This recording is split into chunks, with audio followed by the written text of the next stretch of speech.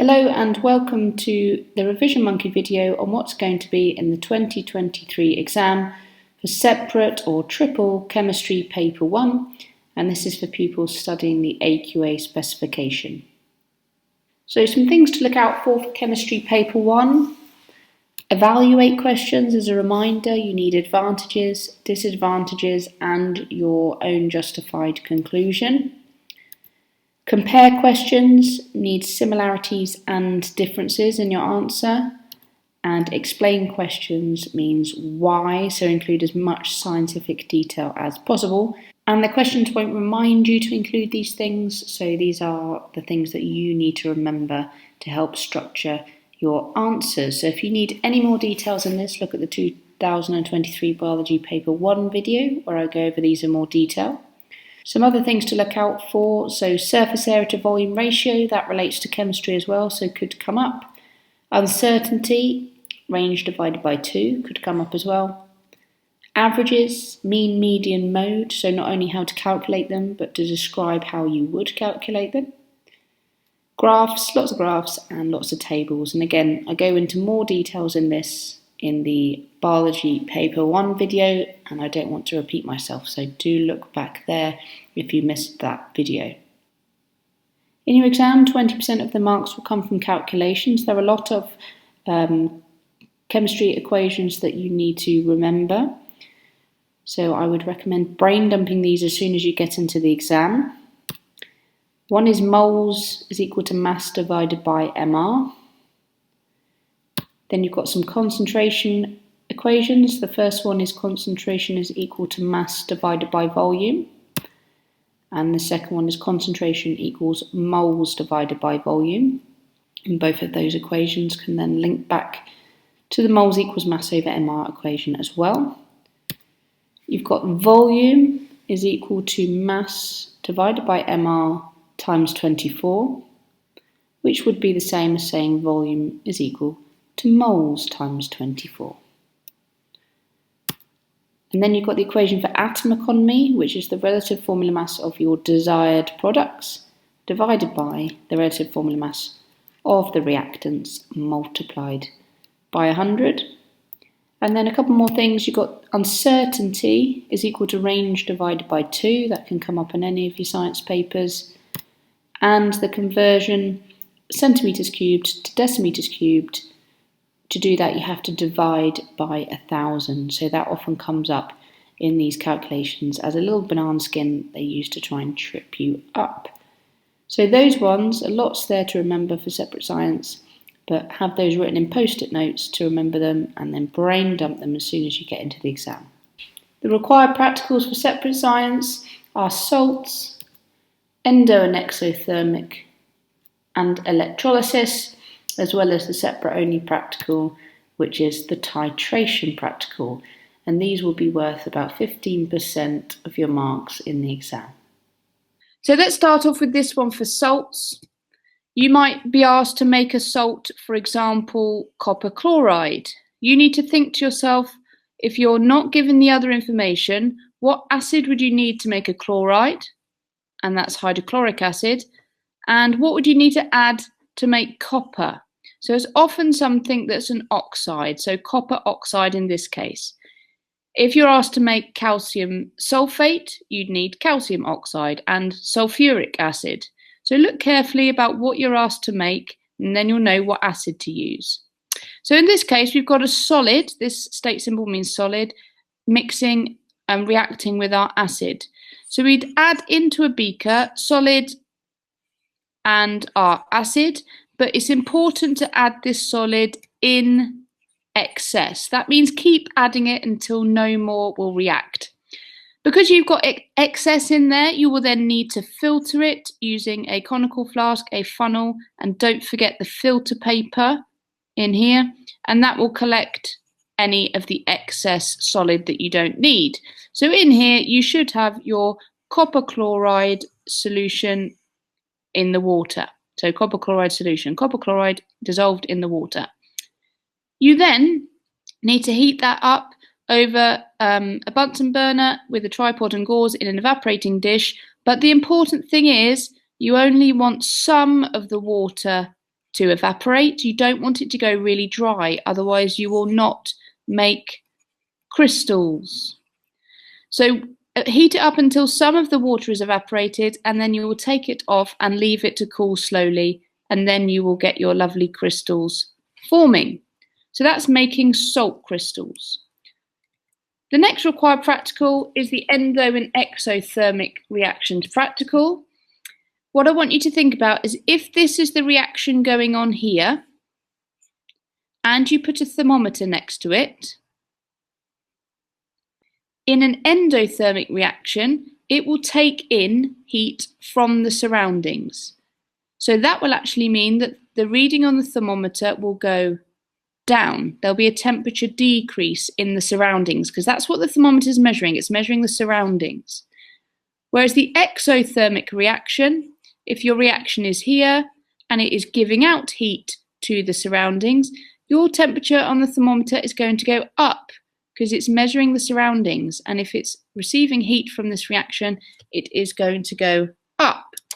So a couple of key things then. You'll be asked to perhaps design an experiment for an endothermic reaction. I imagine they'll give you help with the chemicals, but it's often something dissolved in water for an endothermic. So you'd put your reactants in there, and the important thing for this practical is improvements.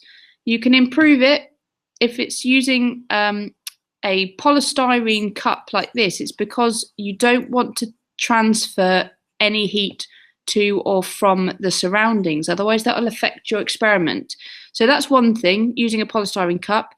Look, if it doesn't have a lid on it, that's going to be improvement. Put a lid on it and surround it by insulation, something like cotton wool.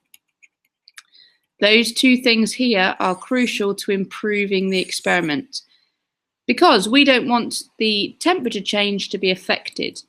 So you'd measure the temperature before, put the reactants in, measure the temperature after, and you will have a temperature change. If it goes down, it's endothermic, and if the temperature change goes up, it's exothermic. And exactly the same thing in here, putting your reactants in, measuring the reaction before, and then surrounding it in insulation and putting a lid on top. The next practical is electrolysis. So I'm going to go through a little bit of theory of electrolysis before I introduce the practical itself. So we're going to start off by thinking about what electrolysis is. It's using electricity, electro, to split something, lysis. And what it splits is an ionic compound. Let's give an example of lead bromide. Now, if you think in life, always think of the positives first. So everything that you see here, the positive bit comes first. So that is going to make a positive ion, lead, and this is going to make a negative ion, bromine. So if we were to melt this first of all, to make it molten, so we would heat it up and melt this rock of lead bromide, we might want to get the lead out and use it to make some sort of metal component. So if you heat it up and make it molten, in here you will have the lead ions and the bromide ions, and the important thing is now the ions are free to flow. I expect that to come up somewhere on the paper. The ions are free to flow, because if you put the electrodes in here, nothing would happen because the ions can't flow. But now they can. And then opposites attract. The positive ions are attracted to the negative electrode. That will collect around there and make it a lot heavier. And the bromide ions will go to the negative electrode and come off as bromine gas. That's important. The bromide turns into bromine gas. So that's basic electrolysis, and that's when it's molten. There's one example of this, a special example. It's that the electrolysis of aluminium oxide. Aluminium is really important. It's used in things like building aeroplanes. So that's really important. So if we wanted to split up aluminium oxide, we'd first, and this has been quite a common question in the past, dissolve it in something called cryolite. And this lowers the melting point. So in here, we would have, again, positives first. Our aluminium bit is the positive. And don't worry, but it's Al3+, and the oxide bit is negative. But in this case, these 3 electrodes in the top are actually all positive. And the negative electrode is actually the casing itself around the outside. So this is a special electrolysis example to look at. But the same rules apply. The positives will be attracted to the negative electrode. So you'll get aluminium coming out here. And the oxygen will be attracted to the electrodes that are positive, and you will get oxygen given off. An extra question that's common, they will sometimes ask, why do these electrodes need to be replaced? Now these electrodes, we'll look at it later, it's made out of graphite. And if you remember, graphite is made out of the element carbon.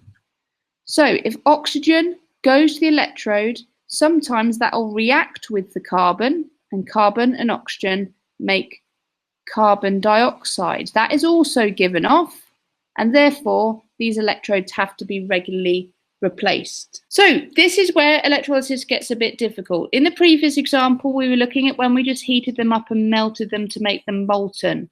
However, if you had a rock, there's another way that you could get that into a liquid. So we've got a substance, our powder or a rock, and rather than heating it, we can dissolve it in water.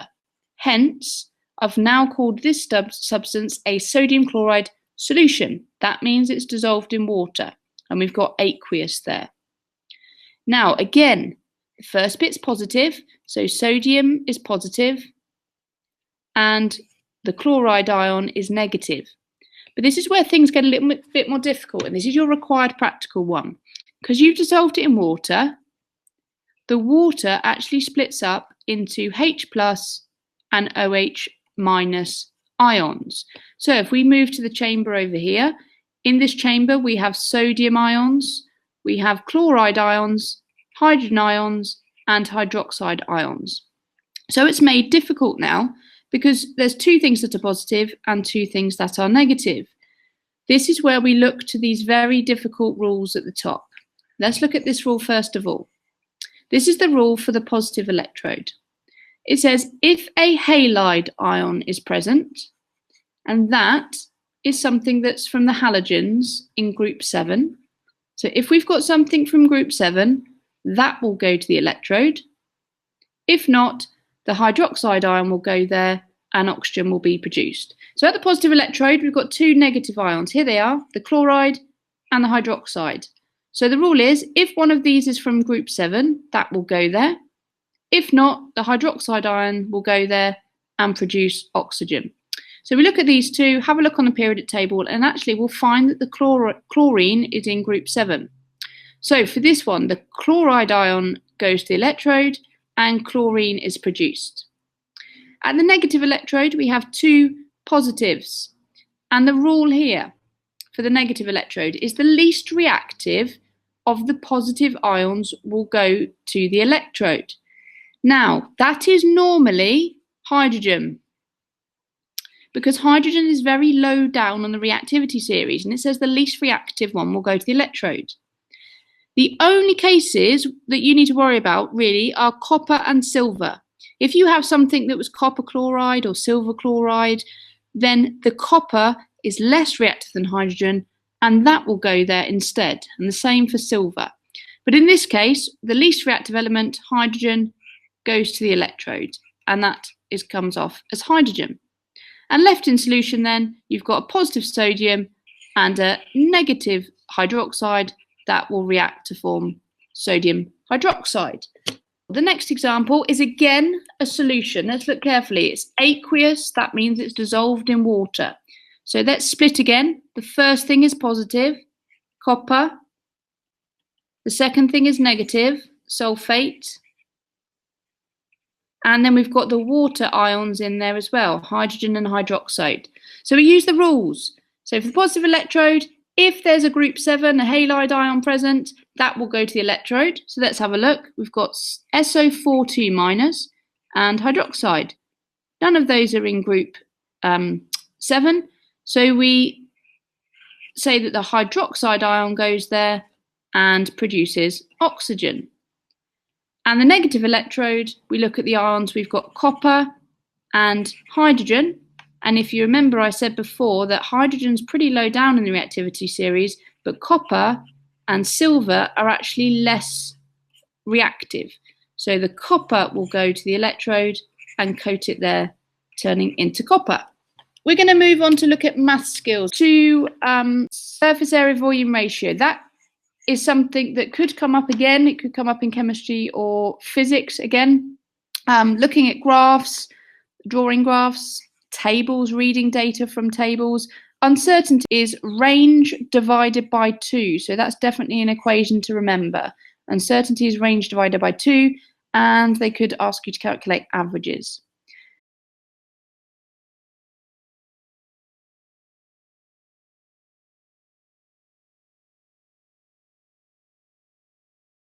Now, for the chemistry exam, 20% of it is going to be maths. So it could be things like averages, uncertainty, doing some graph skills, but it could also be part of the chapter 3, which is all about quantitative chemistry. So relative formula mass, concentration calculations, etc. So we'll go through a few of these bits just now. The first one that we'll start off with is calculating relative atomic mass. So this question says, calculate the relative atomic mass of a sample of chlorine consisting of 75% chlorine 35 and 25% chlorine 37. These are just different mass numbers. And it's all to do with this fact here about isotopes. Isotopes are atoms of the same element with a different number of neutrons. So this chlorine 37 has 2 more neutrons than the chlorine 35. So what we do to calculate the relative atomic mass is we take 75%, which we'll write as 0.75, multiply that by 35, and just add that to 25%, or 0.25, times by 37. And that will give an answer of 35.5. Now, we know that's the right answer because it's going to be an average which lies between 35 and 37. And because there's 75% of 35, it's going to be a lot closer to 35. In the exam, they might give you 3 or 4 isotopes, but you do exactly the same thing. If you want to divide afterwards, you can, because if you'd done 75 times 35 and then added that to 25 times 37, you would have had a really big answer like this, and then you'd need to know to divide by 100 to get 35.5. Right, the next one is relative formula mass. Really common. They gave you in the exam last time a really tricky one last year, but this is the basics of it. You have to count how many atoms there are in each compound. So calcium here, there's 1 of them, and its mass is 40. So 1 times 40. Add that, there's 1 carbon, so add that to 1 times 12. And add that to 3 times, and let's look at oxygen, 16. So you basically want the mass of the whole formula, hence why it's called formula mass. So if we do that, we would get the answer of 100, and it has no units because it's relative mass. For this one, I just wanted to put a difficult one on because if you see anything in brackets, that's multiplied by the number outside the bracket. So magnesium, there's just 1 of those. And I'm just getting the 24 from here. There's just 1 of those. And all of this in the bracket needs to be multiplied by 2. So we need to add that to 2 lots of 14 for nitrogen. And then 3 lots of 16 for the oxygen. And if we do that, we will get a total relative formula mass of 148. And you may well see that written as MR, relative formula mass. Now, using these numbers, we're going to look at another skill called percentage mass. I find it easy just to remember that percentage is a little number divided by a big number times 100, certainly when we're looking at science calculations. So this says calculate the percentage by mass of nitrogen in magnesium nitrate. So we want to know the mass of the nitrogen divided by the mass of the whole lot. So we've just worked out the mass of the whole lot as 148. So we just want the nitrogen, and because it's in brackets, we need 1 nitrogen multiplied by 2. So it would be 28, because nitrogen is 14, multiplied by 2 is 28, divided by 148, and then times by 100. So we've done the mass of nitrogen divided by the whole thing times 100, and that will give us 18.9%. If we do a similar thing by here, this says calculate the percentage by mass of carbon in calcium carbonate. So we want the carbon, and there's just one of those, and that has a mass of 12, divided by the relative formula mass that we've just worked out on the previous slide, which was 100, times 100 will give us 12%. So this for foundation and for higher is the equation that you need to know. Now for foundation, this is the only real equation that you need to remember. So please brain dump that as soon as you get into the exam. Concentration is mass over volume. Now concentration is measured in grams per decimeters cubed. That means the mass must be in grams and the volume must be in decimeters cubed. What they'll do is sometimes trick you out by giving you the mass in kilograms, okay, in which you need to, because it's kilo, times 10 to the 3, or times by 1,000 to get it into grams. And the volume, they give it to you in centimeters cubed. Get yourself an easy mark. If you see centimeters cubed, divide it by 1,000 to turn it into decimeters cubed. So let's look at this one. It says, what's the concentration of a sodium chloride solution made from 2 grams, that's the mass, of sodium chloride dissolved in, there's your banana skin, 200 centimeters cubed of water. They're trying to make you slip up. So that's the volume, but we need to divide that by 1,000 to turn it into decimeters cubed. So we get 0.2 decimeters cubed. So that gives us 1 mark, and we then put our numbers in the equation. So the concentration is what we want. So concentration equals mass 2 divided by volume 0.2, which gives us an answer of 10 grams per decimeters cubed. So in the exam, definitely want to remember, and definitely worth writing down this tonight on a post-it note so you remember this one. Now, you may be asked to rearrange it as well. So if you notice that they're asking you to calculate mass or volume, you're going to have to rearrange it. We're going to look at balancing equations, something that people hate, but just give it a go. At least if you get to this stage, you'll give yourself a good try at getting it. What I recommend you do is do a little wiggle down where the arrow is and show you're working by counting atoms. Zn, there's 1 of those. Oxygen, there's 2 of those. On the other side, ZnO, so zinc, 1, 1, 1. So we've just counted how many atoms are on each side. We then need to look at which one we need to balance, and at the moment it's the oxygens. So the only place you can put numbers is in front. So let's put a number there, 2. That will make now 2 zincs and 2 oxygens, like so. We're still not balanced out because the zinc's not balanced out. So 2 there, and we need a 2 there. And now that is our balanced equation. Now for the next one, I've given this to you because often when you have 2s and 3s, you're going to have to make them up to multiples of 6s. So the same working out, Cl, there's 2 of those, Al, there's 1. Al, there's 1 of those, and Cl, there's 3. If you write it the right way around, it will help you, sorry. Cl3, Al1. So this is the one that we need to balance up, the Cl. So if we try and make it multiples of 6, if we put a 3 there to make 6 and a 2 there, that will make 2 aluminiums and 6 chlorides, or in that equation it's a chloride, so 6 of those.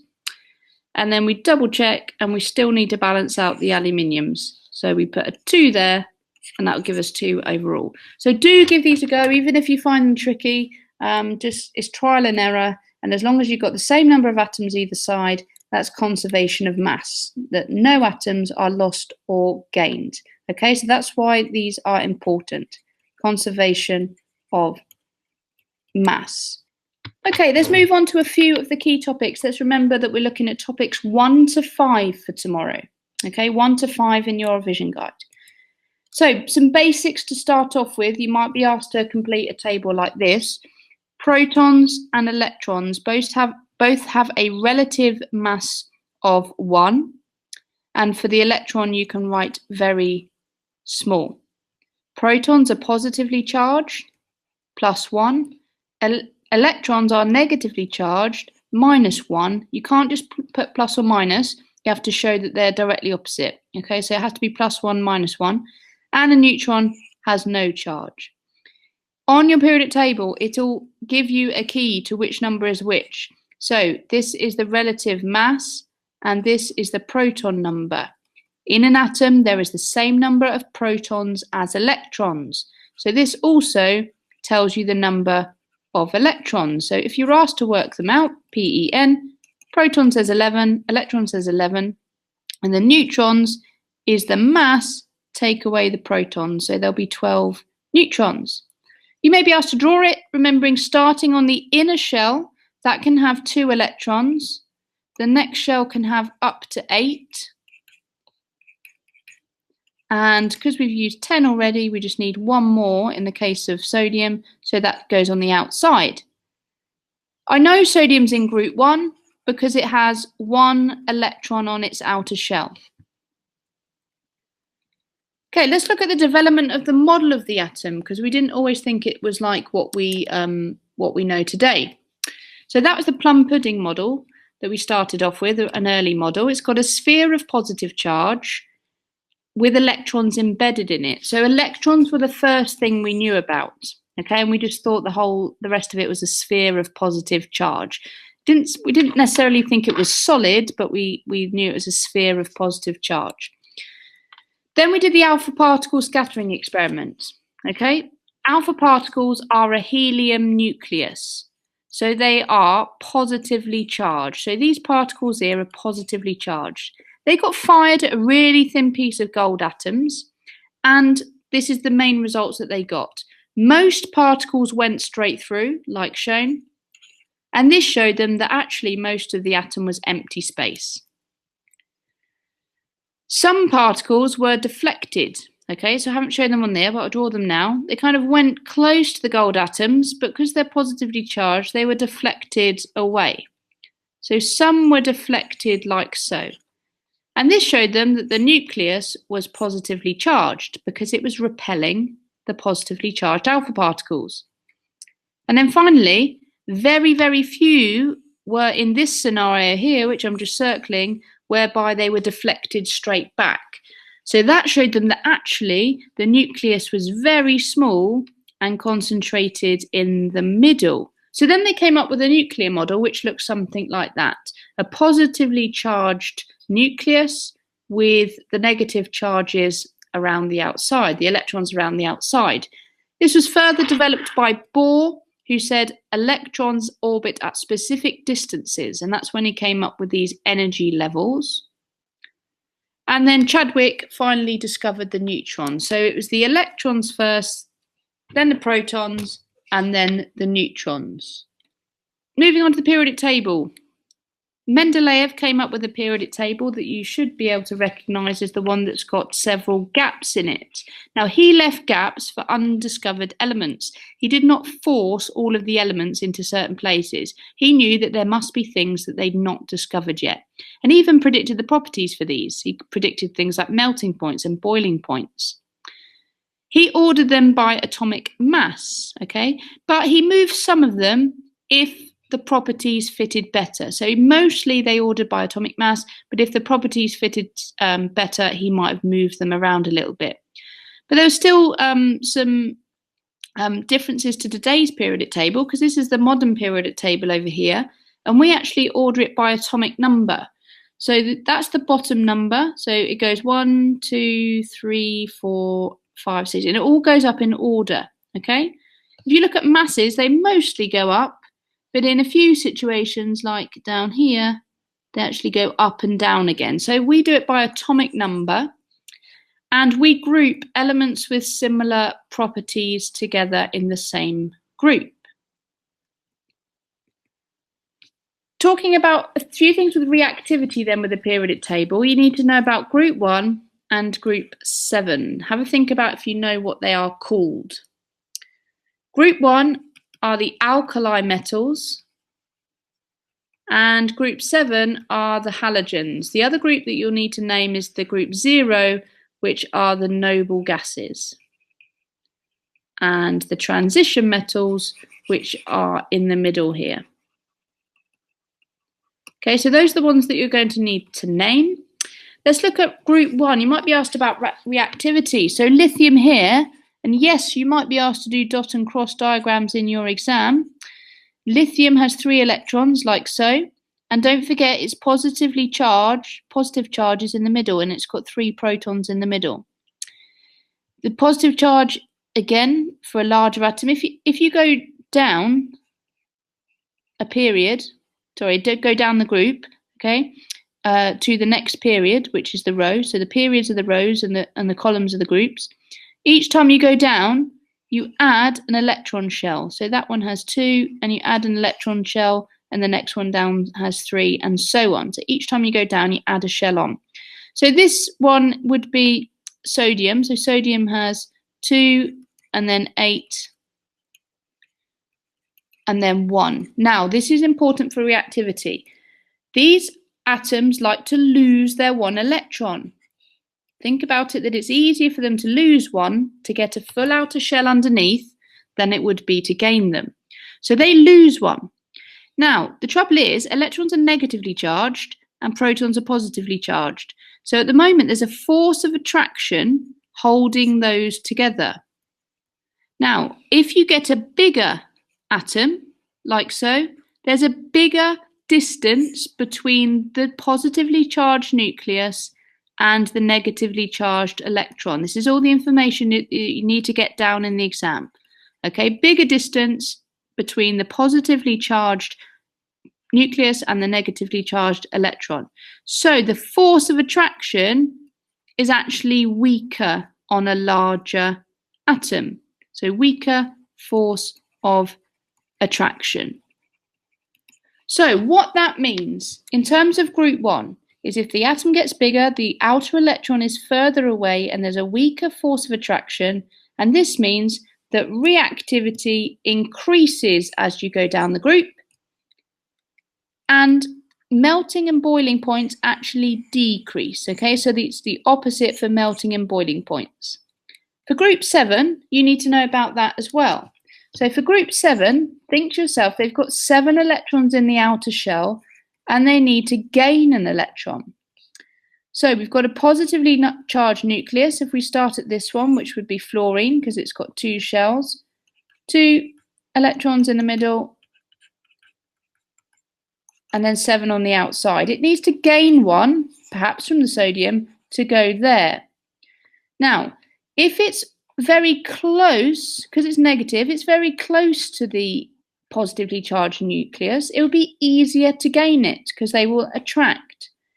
So actually the reverse is the opposite for these ones. If you have the positively charged nucleus which is trying to attract the electron quite far away, then it's going to be more difficult. So in this case, you want a short distance and you have a stronger force of attraction between the positively charged nucleus and the electron you're trying to gain. So actually for group 7, the reactivity is highest at the top and it decreases as you go down. And remember I said the opposite with the melting and boiling points, so they increase as you go down. Moving on, bonding. Okay, this is a big topic, expect it to come up. So describe the structure of ionic bonds could be something that they ask. And kind of looking at the higher tier style questions are going to be 3-4 marks for each kind of type of bonding. So they'll ask you a few on each normally. So describe the structure of ionic compounds. You need to recognize them as like this: positive and negative charges in a giant lattice, and they're made out of ions, hence ionic compound. Think to yourself, positives and negatives. And the forces that are between positive and negative charges are called electrostatic forces. The properties then of ionic compounds is they only conduct electricity when they're liquid. This has a link to electrolysis, if you remember. We said that only when the ions are free to flow can it conduct electricity. They have high melting points and high boiling points. This, if there's one question I want you to take away, this is something that's really common. It will say, describe how sodium and chlorine react to form sodium chloride. And you need to recognise that it's a metal and a non-metal, so it's going to be ionic bonding. So in this case, sodium has one electron in its outer shell that it wants to lose, and chlorine has one space in its outer shell that it needs to gain the electron. So many people lose easy marks here, so bullet point it and make it really clear. Sodium atom loses one electron and becomes a positive ion. The chlorine atom gains one electron and becomes a negative chloride ion. So bullet point it if you need to get the clarity of the marks. Now, if it wasn't sodium, let's say it was magnesium that has two electrons in its outer shell. In this case, you'd need two chlorines because one electron would go there and it would be full up. So you'd need another chlorine in order for it to react. So in this case, the first example, we just had one Na and one Cl, so that would be the formula. But in this case, we would need one Mg and two Cls, so that would be the formula. So do look out to see how many electrons they've got to give and how many electrons they need. Covalent bonding then. We'll start off with small, simple molecules. So the structure of those ones between non-metals and they're sharing electrons. They have strong covalent bonds and weak intermolecular forces between the molecules. So if we look at this, we're going to draw this one out, and it's got a strong covalent bond there. We're going to draw O2. You only draw the outer shell electrons, and oxygen is in group 6. So it has 6 outer shell electrons, and it needs 2 more. So if it needs 2 more, that's where we start in the middle. Draw 2 shared pairs of electrons. We're going to draw one with dots and one with crosses. So it's got 6, it needs 8, so it needs 2 more. So start with 2 pairs. And then you've used 2 up there, so the outer shell can only have 4 more there and 4 more there.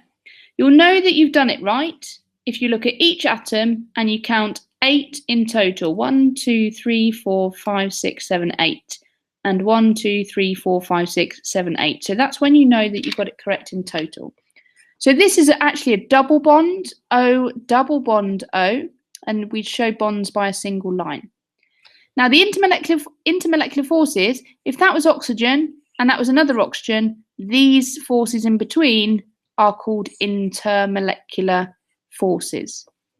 So the properties, they don't conduct electricity because we're not talking about charges, and they have a low melting point and boiling point. The box in yellow is really key for higher tier more than anything else. So if you're foundation, don't worry too much about this box. But it's the idea linking the fact that small molecules have a low boiling point, and it's to do with the weak intermolecular forces. So only a small amount of energy is needed to overcome the weak intermolecular forces, and it's these forces that are overcome when a substance boils and not the covalent bonds. So what it means is it's the forces between the molecules that break up, okay, these ones here, rather than the atoms themselves splitting apart. So a bit on giant covalent then. We need to know about 3 structures. See if you can remember those in your head. We've got diamond here, graphite, and silicon dioxide. They are all giant structures. Talking about structure here. They've all got covalent bonds, which are very strong, and they are, that applies to all of them. So those 2 and silicon dioxide, strong covalent bonds, and they are giant structures. Now for diamond in particular, we'll look at a couple of individual points about the structure, sorry. It's made out of carbon, hence why it's just one type of atom there. And each carbon makes 4 bonds with other carbons. That's important. Diamonds are forever. Just made that one up. There you go. Diamonds are forever. They make 4 bonds with each carbon. The graphite here is also made out of carbon, but this time each carbon atom bonds with 3 others. So if you've got a carbon here, that bond is bonding with another carbon. We've got another carbon here, another carbon here, and then we'll have 1 electron. And this electron that's left over, because it's not bonding to a carbon, because you've already got 3, is delocalized, and that can move around. And if you've got a moving charge, that means it can conduct electricity. And the silicon dioxide is made, the graphite, let's add this bit, sorry. The graphite has layers that slide easily, and between the layers you have weak forces of attraction, which means that they can slide very easily. Silicon dioxide then is made out of silicon and oxygen, and is sometimes called silica or silicon dioxide. Moving on to the properties, they share very similar properties. Because they're giant, they have a high melting point and boiling point, unlike the small molecules that have low melting and boiling points. They are very hard. Diamond is very hard. Not all of them, sorry. Diamond is very hard. It's one of the hardest substances on Earth. And graphite, the extra thing you need to know about it is it conducts electricity. So when you talk about properties, think about whether it conducts electricity or not. Think about whether its boiling points are high or low. Okay, fullerenes, something which you probably have avoided revising, but fullerenes may well come up. Fullerenes are made out of carbon, and they are special structures. So the first one we'll talk about is Buckminster fullerene, which is C60. It's this spherical shape here. It's a very, very small particle. And if you're doing separate, it's a nanoparticle. It's made out of hexagons and pentagons tessellated together. And this means it makes a good catalyst because it has a large surface area, okay, in terms of its volume. So really, it would be better to say it has a large, like we've done before in biology, surface area to volume ratio. Is that good for drug delivery because it acts like a cage? You can make this around a particular drug and allow it to transport it around your body. And also it's a good lubricant. So if you had 2 surfaces that were rubbing together, that would provide a lot of friction. However, imagine this very tiny layer of nanoparticles, so small particles, small fullerenes in between there, and because they're spherical, they can roll around, and if they do that, then they can act as a lubricant, okay, to reduce the friction. A nanotube, well, a single layer of graphite is called graphene, and if you roll them up into a tube, you can make a nanotube, and they're very strong because of the strong covalent bonds, but they're also very light. And because they've got that extra electron that can go around, they can also conduct electricity. The final structure that we'll look at for this bit is polymers. They're very long molecules made with covalent bonds. So normally they just show you a small section of it in the exam. So this here is just showing, if we were to draw a really long molecule, like so, with all the hydrogen bonds on, which I'm not going to draw, this is just showing you a small section of that, because polymers are long chains of molecules. So let's look at the structure and properties of an aluminium block. Could be any metal, but they're just asking you about metallic bonding here.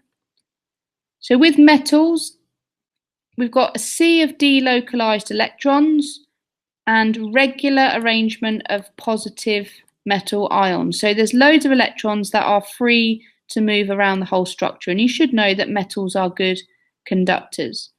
So they have a high melting point, this is the properties, high melting point, high boiling point, and they can conduct electricity.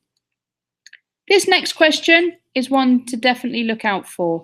Talking about pure metals versus alloys. It says, explain why pure metals are soft and alloys are hard. Well, a pure metal has a regular arrangement of atoms in layers, and those layers slide easily. This is what you need to say for the marks. It's not difficult. It'll often be a 2 marker. So the regular arrangement of atoms and the layers slide easily. However, if you have an alloy, it will look a little something like this. And this is different sized atoms because an alloy is a mixture of metals, or it could be a metal and a non-metal, like steel is made out of iron and carbon. So you have different sized atoms. That distorts the layers. It doesn't allow them to lay regular, and therefore the atoms don't slide easily. So if you were to hit this one with a hammer, the atoms would slide and you could change shape. But if you were to hit this one with a hammer, it would be a lot harder. Okay, I'm not going to go through this in detail, but I'll put the information on the slide and you can go back to it later on, but it could well be a 6 marker. It comes up in physics and chemistry. It's talking about the structure in solids, liquids and gases. So fixed positions vibrating for a solid take up a definite shape. In a liquid, as you add more energy, they move close. They're still close together, but they can move over each other. And there's weaker forces until you get to a gas when the particles are very far apart and they're moving randomly in all directions. Now, these come with the state symbols. This means aqueous, this means solid, this means liquid, and this one means gas. I want you to look out for this one in the exam. It's the idea of the conservation of mass. Everything on the left, in terms of atoms and mass, must equal everything on the right. So this question looks very difficult. It says 73 grams of hydrochloric acid reacts with 100 grams of calcium carbonate to produce 111 grams of calcium chloride and 44 grams of carbon dioxide. How much water would be produced? But look at the marks. It's only 1 mark.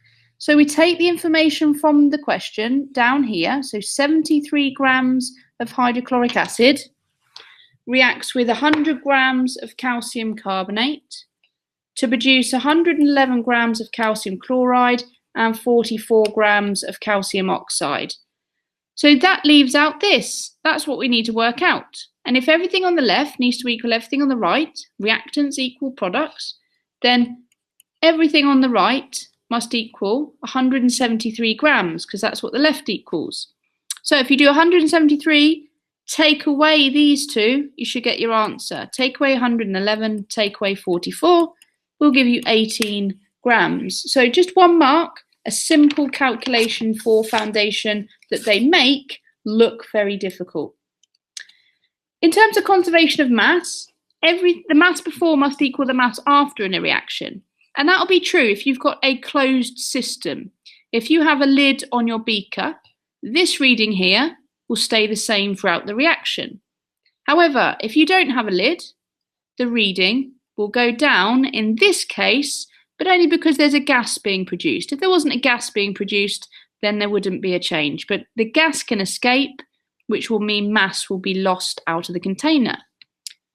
In this case, I've got a piece of metal that's exposed to air on a balance. Any time you see air in the exam, think that the object could react with oxygen. So this time oxygen could react with the metal and increase the mass.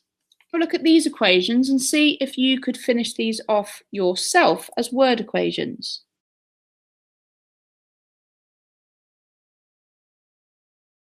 Okay, let's have a look at these equations then. So these come up in the chapter 4. You make a hydroxide. So potassium hydroxide and hydrogen gas is given off. If you just add an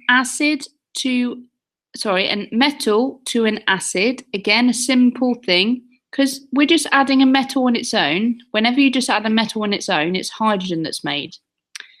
But this time, because it's hydrochloric acid, you make a salt, and it's chloride salt. So you make iron chloride plus hydrogen. The one below, you would make sodium nitrate, but this time, because it's not just a metal, it's sodium oxide, think to yourself, it's not hydrogen anymore, it's water. Okay, so this is a neutralization reaction. The one below, iron hydroxide plus sulfuric acid, would make iron sulfate, and again, because it's iron hydroxide and not just iron, it would make water. Sulfate, because it's sulfuric acid. So look here, hydrochloric acid makes chloride, nitric acid makes nitrates, and sulfuric acid makes sulfates. And the final one, we've got an acid reacting with not just a metal, it's a zinc carbonate, a metal carbonate, but this is what I want you to look out for, carbon. If you see the word carbon in there, it not only makes the salt and water, but you also make carbon dioxide. So zinc chloride plus water makes carbon dioxide. The final little bit then, looking at energy changes. So this is where the exo-endothermic reactions come in. So hand warmers are everyday examples of exothermic reactions, or self-heating cans. You can have food in a can that will that heat up by itself if you engage the chemical reaction. And this is the reaction profile. In an exothermic reaction, the reactants have more energy than the products. So you can literally write how you know, because the products are lower than the reactants on the energy profile. You may need to draw the activation energy.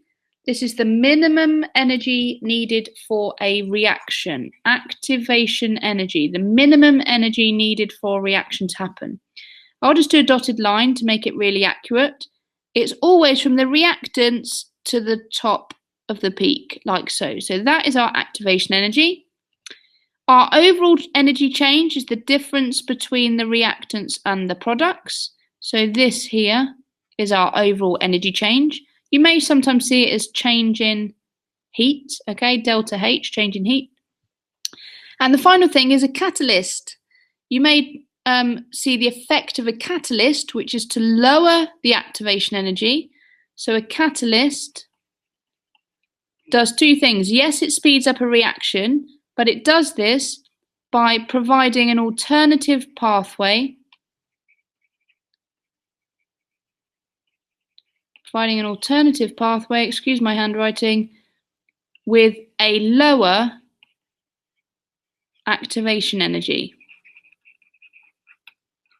So you show this on your graph with a line with a lower activation energy. So it still goes from reactants to products, but it has a lower activation energy than the first one.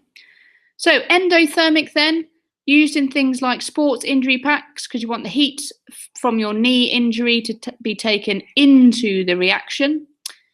And it's the opposite reaction profile. So energy is taken in, so the product line is higher than the reactants.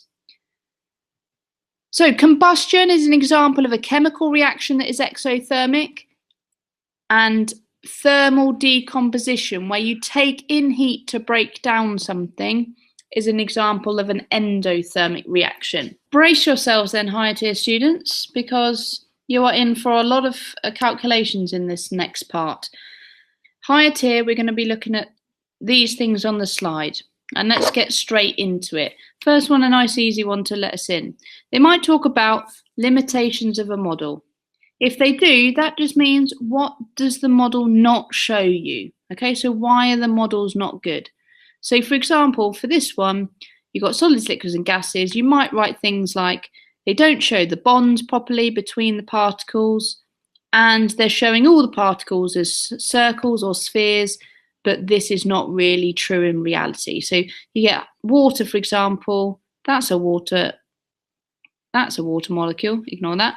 That's not a spherical shape, but all of these particle diagrams are shown as spheres. So just look out the things that the model doesn't show you. Strong versus weak acids, a really common one for higher tier.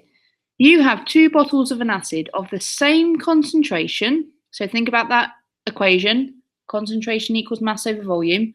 Describe how you'd use universal indicator to find out which acid was methanoic acid and which acid was hydrochloric acid. Well, this and all the ones you use in your lab, like sulfuric acid, nitric acid, hydrochloric acid are all examples of strong acids, nothing to do with concentration. Other acids like methanoic, ethanoic, citric, you don't really need to know any, they'll give you the examples, but they are weak. So if we have the same concentration of hydrochloric acid and the same concentration of methanoic acid in a beaker, we can see differences in the pH, because this is the key words. Strong acids completely ionize in water. That means when you dissolve this in water, all of those split up into their ions. That's what ionize means. Okay, so they'll all be split up completely when they're dissolved in the water. Whereas in a weak acid, they only partially ionize in water. What this means is some of the molecules will stay together like so, and only some of them will ionize and split up into their ions. So as a result of this, what you see happening, because this one completely ionizes, you've got a higher concentration of higher hydrogen ions.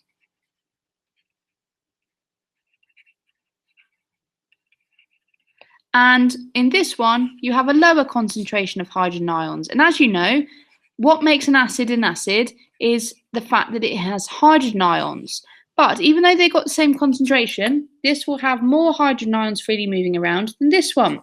So it will have a lower pH, because the pH tells us that you can think about it as the percentage P of hydrogen ions that are in the solution. As you go down a pH, you have 10 times more hydrogen ions in the solution. So for a strong acid, you will have a lower pH if you are strong than if you are weak. So even if those are the same concentration, you may well find that one is at pH 2, for example, and the other one is at pH 4. Really common question for you to understand. Bond energy calculations, the first of many calculations that we will do. So if you're calculating bond energies, they give you a table. All you need to do is make sure you circle the bonds and do all the calculations twice to make sure that you haven't made a mistake. So on this side, let's split the reaction up. On this side, we've got 1, 2, 3, 4 CH bonds. In the table, that's 413. So for this side, 4 times 413. And we add that to 1 Cl-Cl bond, 243. So for the left-hand side, we get a total of 1895 kilojoules per mole, 1 mark. For the right-hand side, we need 1, 2, 3 CH bonds, so 3 times 413. Add that to 1 CCl bond, which is this one, 327. And add that to 432, which is this final bond. And you end up with a total of 1998. All you do then is take left from right, always that way round. 1895, take away 1998. And that gives us an answer of minus 103 kilojoules per mole. Okay, so 4 or 5 marks these questions. That negative sign here tells us that it is an exothermic reaction. Okay, if it's positive, it's endo. If it's negative, it's exo. Moving on, redox reactions. This is all to do with oil rig and loss and gain of electrons. So oxidation is loss of electrons, and reduction is gain of electrons. I'll just do an E for electrons. So there's 2 different reactions in chemistry. Oxidation can mean the gain of oxygen, and reduction can mean the loss of oxygen. But if it's in terms of electrons, it's oxidation is loss and reduction is gain of electrons. So they might say which species has been oxidized or which species has been reduced. So what you're really looking for is anything that's turned from an atom into an ion, or anything that's turned from an ion into an atom. So as you can see on this side, the magnesium has turned from an atom here, and when it's bonded, it's now an ion. Okay, so for the magnesium, it has 2 electrons in its outer shell because it's in group 2. It must have lost those electrons to turn into an ion. So that's our oxidation. So you would write magnesium atoms are oxidized. They lose 2 electrons and turn into magnesium 2 plus ions. Now I really understand the charges on 3 ions to help you out. SO4 has a charge of 2 minus. CO3 has a charge of 2 minus. OH has a charge of minus. Those 3 I would definitely recommend you learning for your exam. So then we can write, if we were to ask to write about reduction, the iron ions, so Fe2+, because if that's 2 minus, that's got to be 2 plus to balance it out.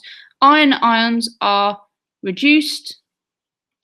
They gain 2 electrons and turn into atoms. Okay, so that's redox reactions. The sulfate ion just stays the same. It's an ion there and it's an ion there. Now we'll look at ionic equations. So again, you're looking at changes from atoms to ions and ions to atoms. So in this case, it's neutralization.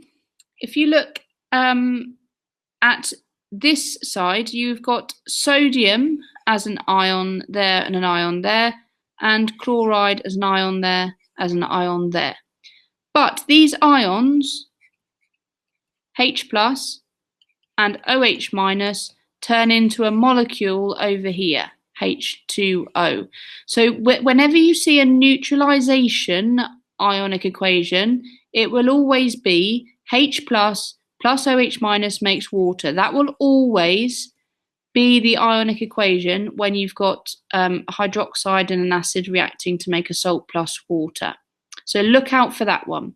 If you get another one like displacement, you'll need to see which is staying in ion each side. So for example, here you've got chloride ions there and chloride ions there.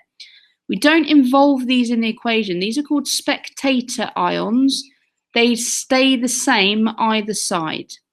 So if we're to write this as an ionic equation, we take the magnesium atoms added to the iron ions, and they would make magnesium ions add iron atoms.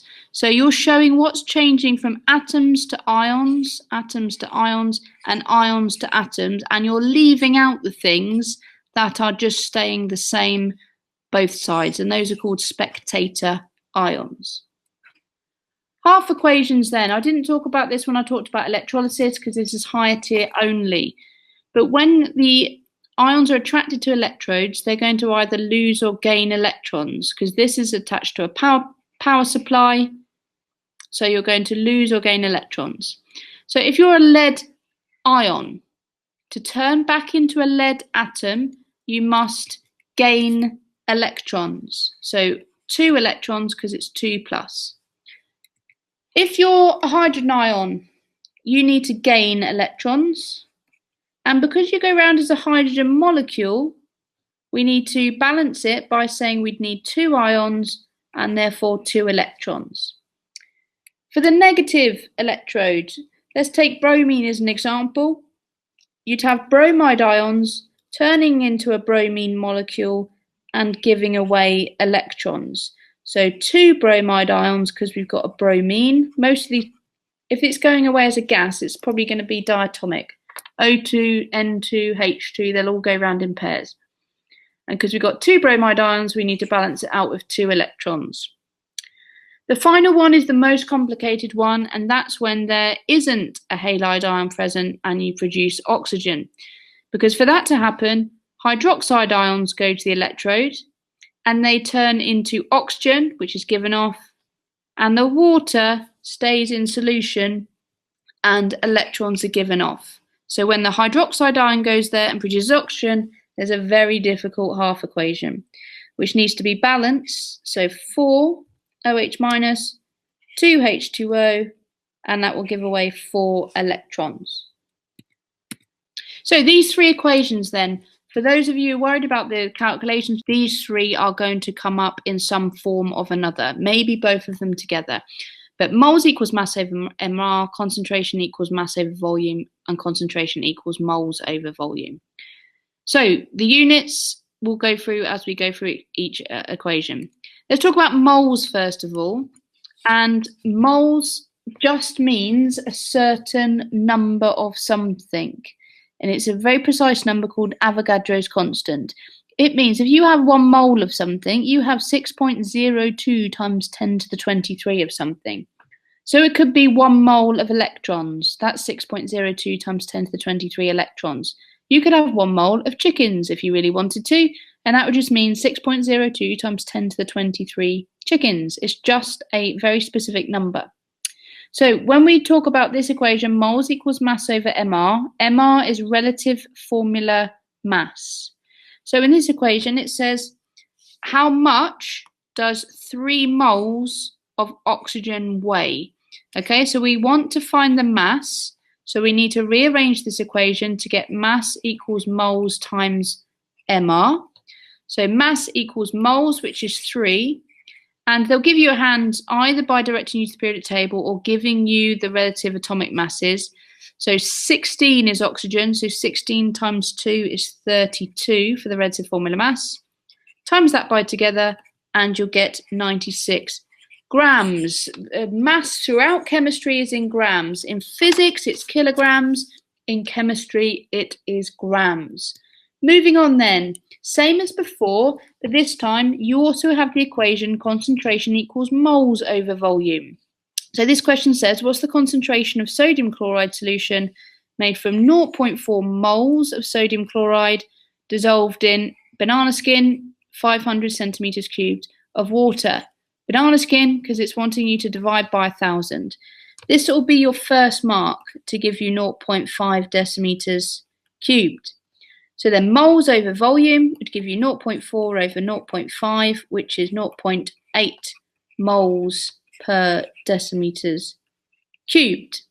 Now, if you're wanting moles per decimeters cubed, but then you need your answer in grams per decimeters cubed, the decimeters cubed bit is staying the same. So you need to think how you convert moles to grams. So then you use the equation moles equals mass over mR. So moles would equal the mass over mR. So if we want to get from moles to mass, we would need to multiply by the relative formula mass. Okay, rearrange that, mass equals moles times mR. So we'd have 0.8 from before multiplied by the relative formula mass of sodium chloride, which they've given you here, to give you 46.8 grams per decimeters cubed. So this is a case where they've asked you, look at the units carefully for grams per decimeters cubed and not moles per decimeters cubed. Could be 4 marks or so for that question. I want to run through balancing equations using masses. For these ones, you get the marks for the working out and not for just balancing equations. So they give you masses and they give you relative atomic masses. So think to yourself straight away, moles equals mass over mR. So 19.5 is the mass. I've just written it out again here. If you take the question and write it out as an equation, it will help you. So then we divide by the relative atomic mass. So for just K, it will just be 39 because there's only one thing. 9 grams here. H2O would be 2 lots of H plus 1 lot of O, which is 18. K plus O plus H would be 56 for a relative formula mass, and then H2 is 2. If you do that, you will get a ratio of 0.5 to 0.5 to 0.5 to 0.25. So we're nearly there to balancing our equation, but it can't have decimals in. So if you divide everything by the smallest one,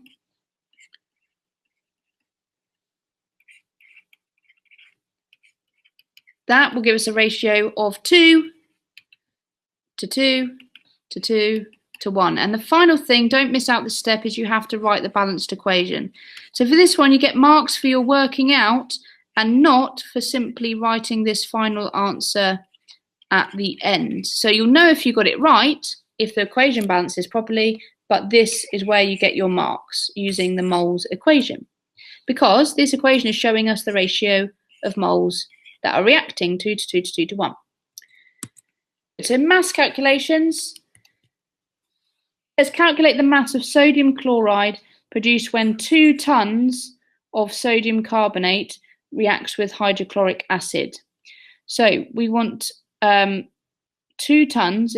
I always write it under here, it just helps me out. So 2 tons of sodium carbonate reacting with hydrochloric acid, and how much sodium chloride do we need to make?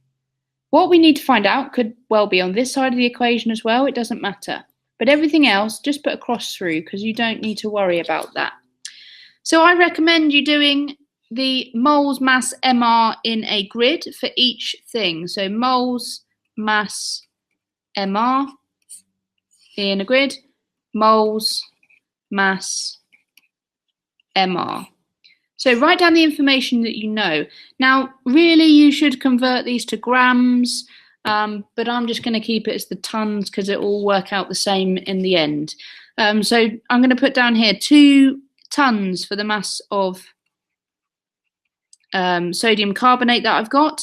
And then using my periodic table, I would need to work out the relative formula mass. Again, they might give you those numbers, but I'll tell you now that the relative formula mass of this is 106. The relative formula mass of sodium chloride, don't include the 2, okay? Ignore that because we'll use that later. Think to yourself, I'll use that later, so I'll ignore that, is 58.5. So the one thing that I can work out, that's everything that I've got first of all. The one thing I can work out is this bit, the moles. So moles equals mass over MR. So 2 divided by 106 will give us 0.01887.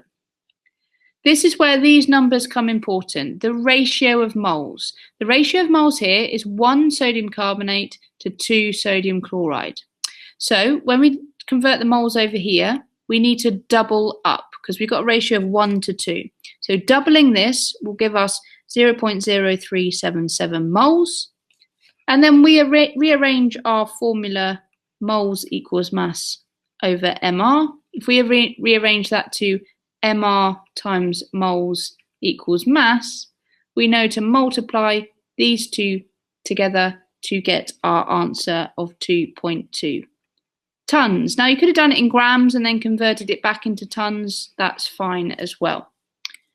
This is the last question for higher tier, you'll be pleased to know, is about limiting reactants. Now I would recommend converting these ones to grams first of all, because in last year you were Dr. Mark if you didn't do a limiting reactant question in grams.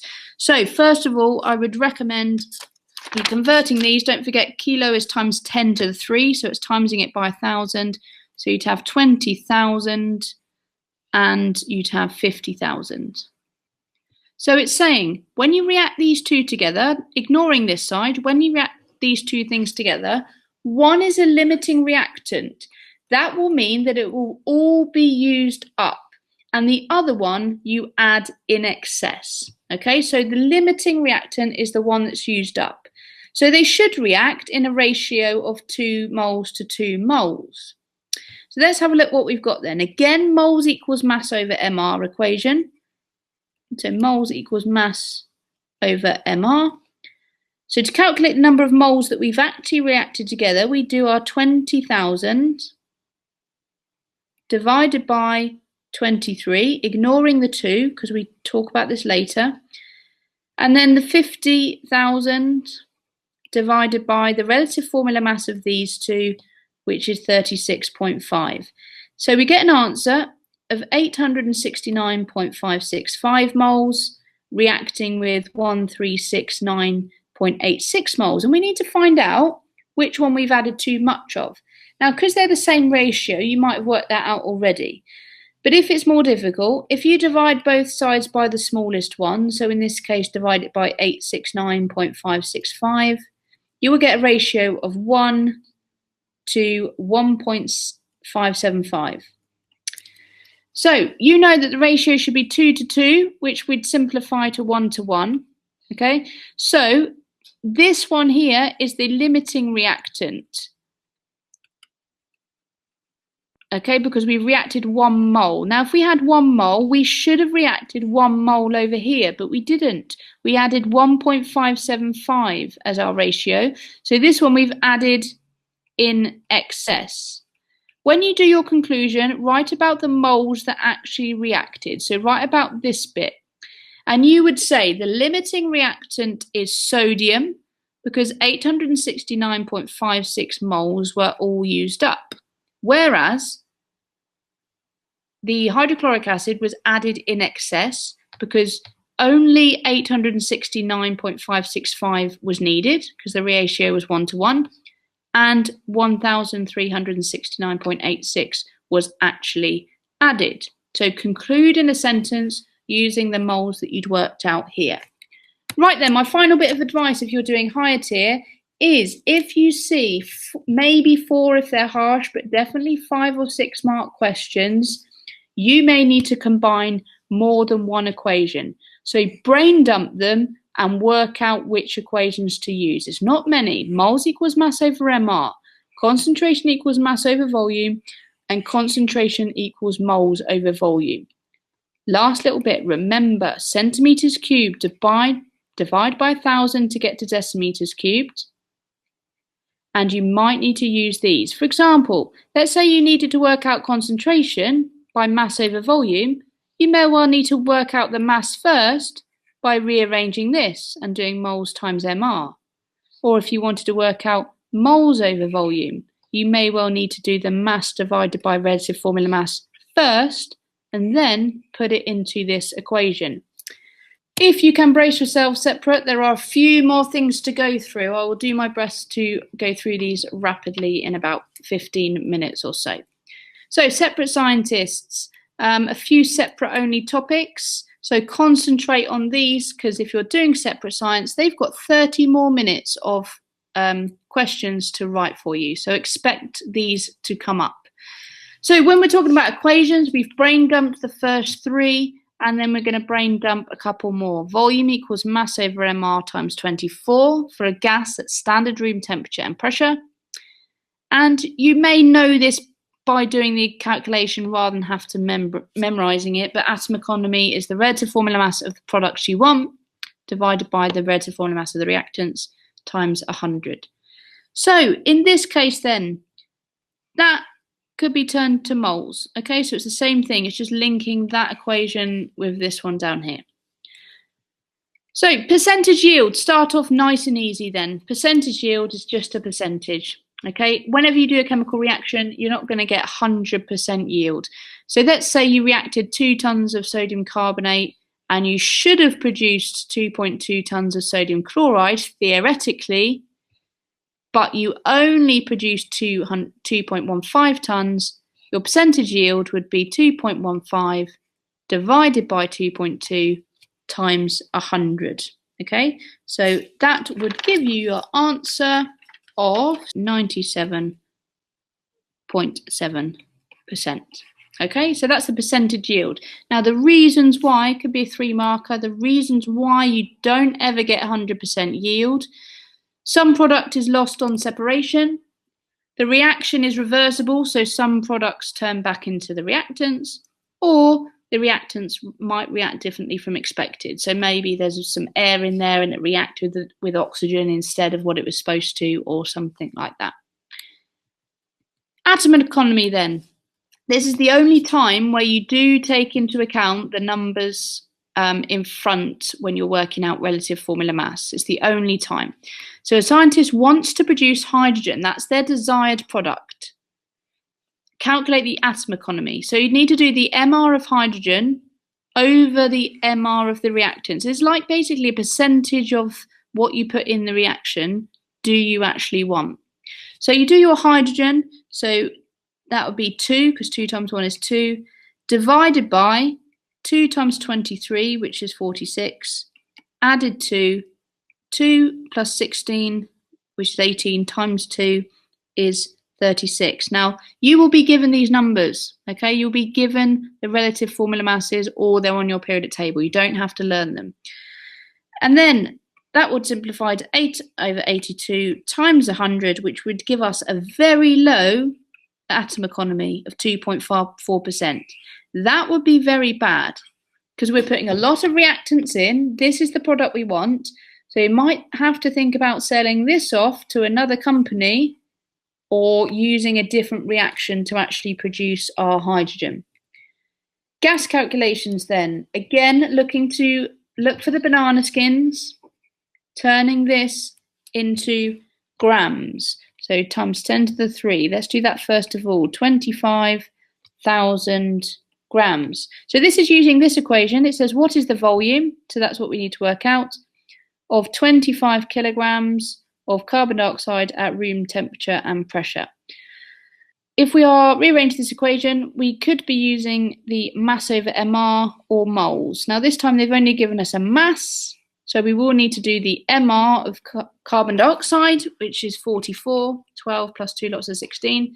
So mass over MR, volume equals the mass, 25,000, over the MR, times by 24 to give us an answer of 13636.36 decimeters cubed. And obviously they'll tell you what significant figures to put in. If not, just round it to a sensible amount. Titration then. A couple more things to do. Titration is one of them. This is a required practical. Now, it doesn't matter so much about where you put the acid or the alkali unless the question specifies it.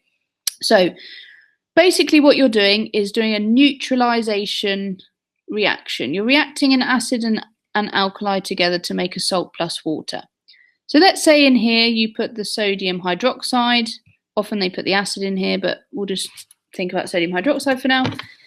You pour it up to the line until the meniscus, which is the bottom of the line, hits the 0 line. So that's full up and the tap is closed. In your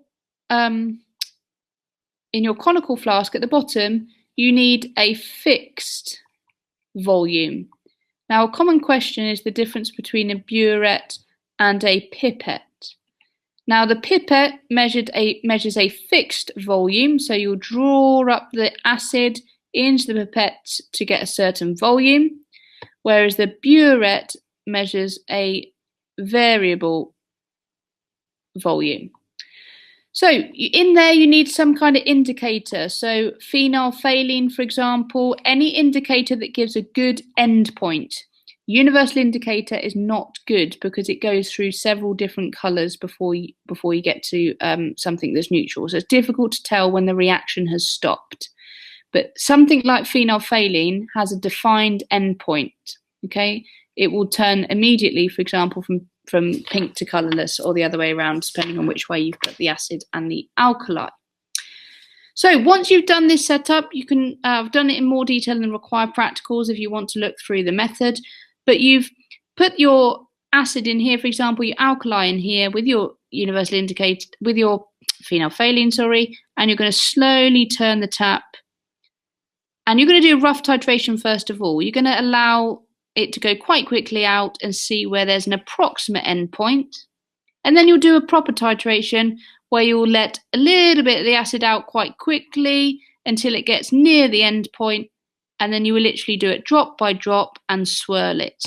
And you'll often see a white tile underneath so that the end point is really clear. Calculation-wise then, is no different to the calculations that I've asked you to brain dump. Concentration equals moles over volume. Okay, so just one that we've used before. This one says 250 centimeters cubed of sodium hydroxide is needed to neutralize 50 centimeters cubed of hydrochloric acid with a concentration of 0.5 grams per decimeters cubed. Calculate the concentration of sodium hydroxide used.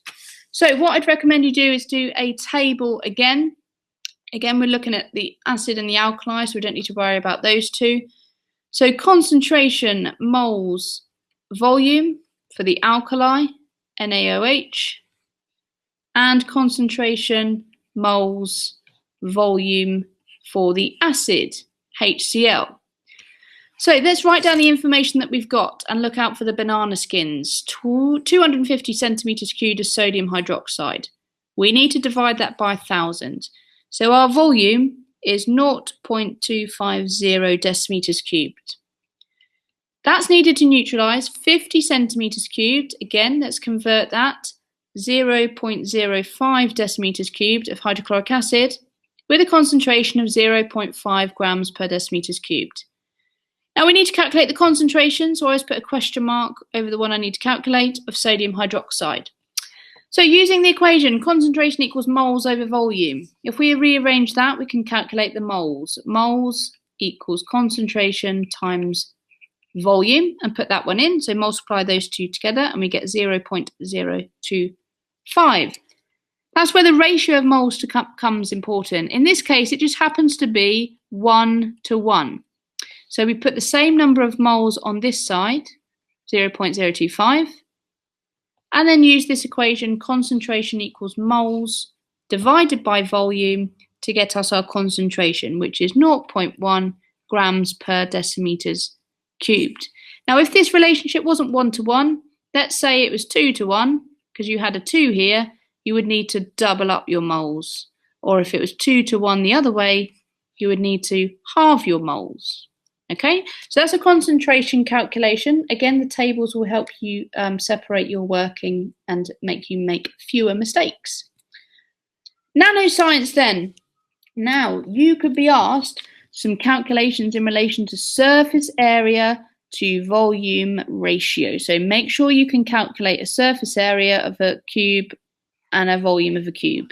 If there's anything else, they'll probably give you the formulas to work it out. So, small particles, but the biggest of the ones that we're going to talk about are coarse particles. They are in the range of 2,500 nanometers to 1,000 nanometers. So you could also write these as micrometers as well. So remember, nano, micro, milli.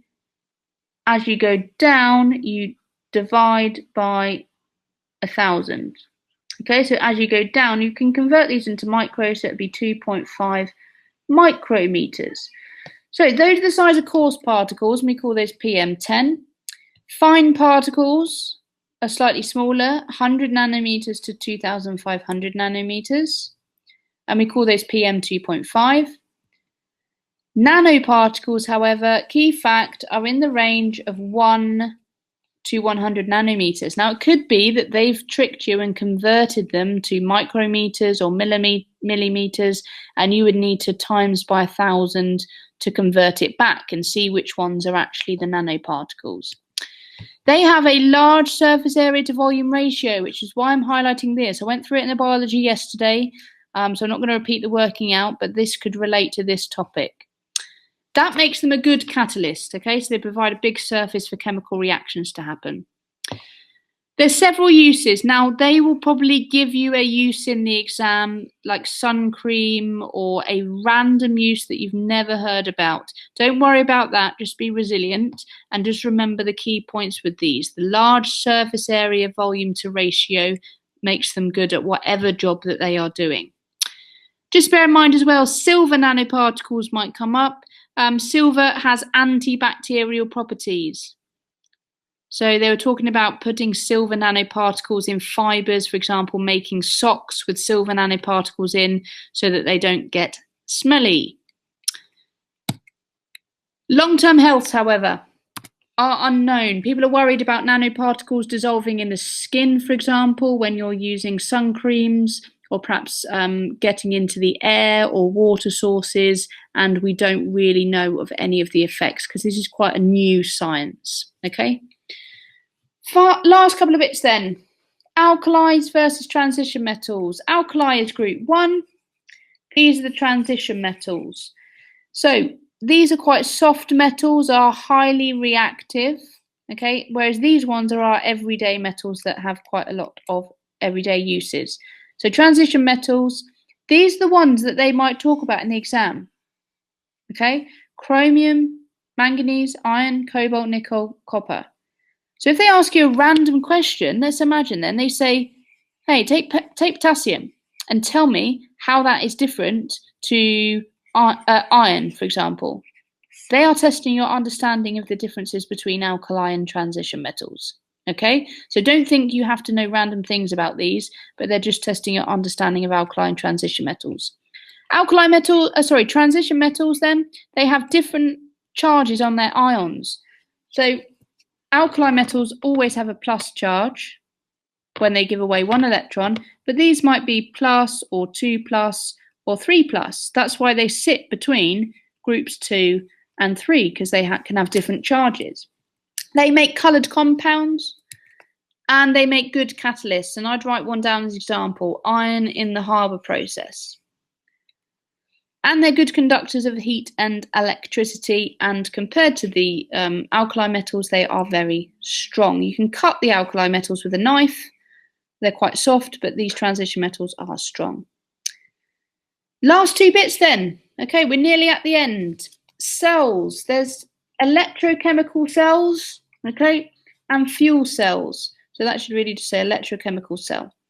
So in this one, you have metals of different reactivities. So different metals in your electrolyte.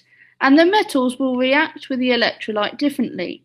So if you put a voltmeter between the two, you can have a look at the output voltage, which is going to obviously then generate electricity and be used for whatever purpose you want it to. So with these kind of questions, you might get a question that says, if the metal used for electrode A is less reactive than the metal used for electrode B, then the voltage will be positive. They will give you that statement, okay? So don't worry about that. They'll tell you which way round it's going to be. And they might say something like, use the information to put the metals in order of reactivity. So let's look at these ones. Iron is electrode A, and electrode B is tin. So they're producing a voltage because they're reacting differently with the electrolyte. And if the metal used for electrode A is less reactive than the metal for electrode B, then the voltage is positive, but it's not. So that must mean that the iron is actually more, not less, reactive. So iron is going to go above tin. And then when you look at the next two, again it's negative, so iron must be more reactive than lead because it's negative, and that's what the statement above tells us. However, because it's more negative, that is showing us that there's a bigger difference in the reactivity series. So we know that lead must go below tin, because this had a difference of 0.34 and this had a difference of 0.42. Then we need to predict what the voltage output is going to be here. So we have lead as electrode A, which we now know is least reactive, and then we have tin as electrode B. So looking at this statement, we know that the voltage output must be positive, because if electrode A is less reactive than electrode B, then the voltage is positive. And because we've got lead and tin, previously we compared it to iron. So the voltage that they produce will be the difference between these two. So the voltage that they produce will be 0.08. So that's the kind of question that they might ask. Okay, so I answered 2 in 1. I did the reactivity series for that one, and then the second question that says predict the voltage output when electrode A is lead and electrode B is iron. The other cell then is the hydrogen fuel cell. Okay, the main advantage of this cell is that you're reacting hydrogen with oxygen and you are producing water, and then in this process energy is released. So you're hoping to produce a energy by not creating carbon dioxide, which you would conventionally do burning fuels. So let's look at what it looks like. It's the opposite of electrolysis in that the negative electrode this time is the anode and the positive electrode is the cathode. So hydrogen comes in and it goes to the negative electrode and it will give away electrons to turn into hydrogen ions. So this is called oxidation. Oxidation always happens at the anode, whether it's electrolysis or fuel cells. Okay, so oxidation is loss of electrons, hydrogen is losing electrons. So electrons are produced and they will go round the circuit like so, and then up over here. That's the first part. And then on the other side, you know that you've got oxygen coming in. So oxygen comes in here,